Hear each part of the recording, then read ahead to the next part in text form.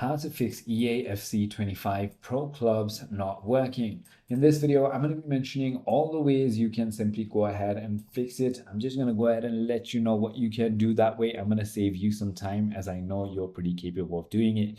The first thing you want to do is simply go ahead and check your EA server status. You want to simply visit ea.com/service status in order to go ahead and check if the servers are not running.